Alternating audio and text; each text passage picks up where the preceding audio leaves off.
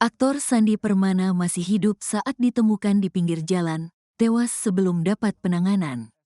Terungkap aktor serial misteri Gunung Merapi atau Mak Lampir, Sandi Permana, 46, ternyata masih hidup saat ditemukan di pinggir jalan dekat kediamannya di Cibarusah, Kabupaten Bekasi.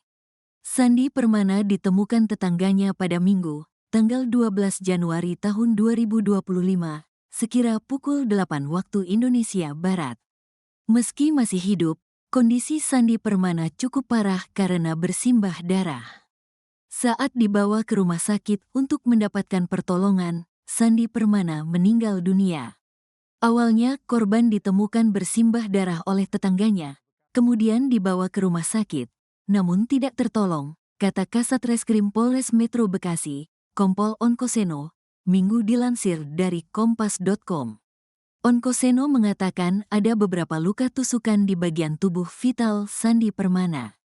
Saya belum bisa memastikan ya ada berapa tusukan.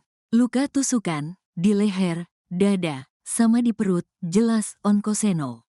Onkoseno menuturkan pihaknya masih terus melakukan penyelidikan terkait tewasnya aktor tersebut.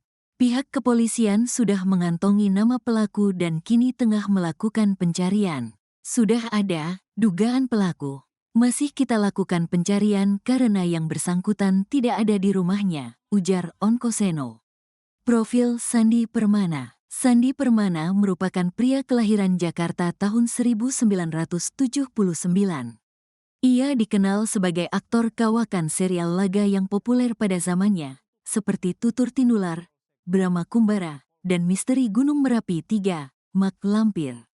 Namanya melambung saat membintangi serial Mak Lampir sebagai Arya Soma.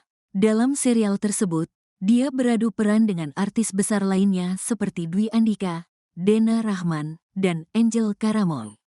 Sebelum namanya melambung lewat dunia akting, Sandi Permana justru lebih dulu masuk di dunia modeling.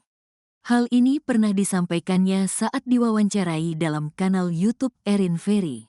Saya memulai karir di dunia modeling melalui pemilihan model majalah Aneka tahun 1999, jelas Sandi Permana, kala itu. Pada saat itu, Sandi Permana menang sebagai model kategori pria dan bersanding dengan aktris Dini Aminarti yang memenangi kategori wanita. Sandi Permana awalnya mengaku tidak memiliki bakat sebagai aktor. Bakatnya di dunia peran pun semakin terasah saat menerima berbagai tawaran sebagai model iklan. Akting Sandi Permana pun dilirik oleh rumah produksi Genta Buana Paramita dan berujung mengikuti tes akting. Saat itu, ia pertama kali bertemu dengan Angel Karamoy. Belakangan, Sandi Permana juga melebarkan karirnya sebagai politisi.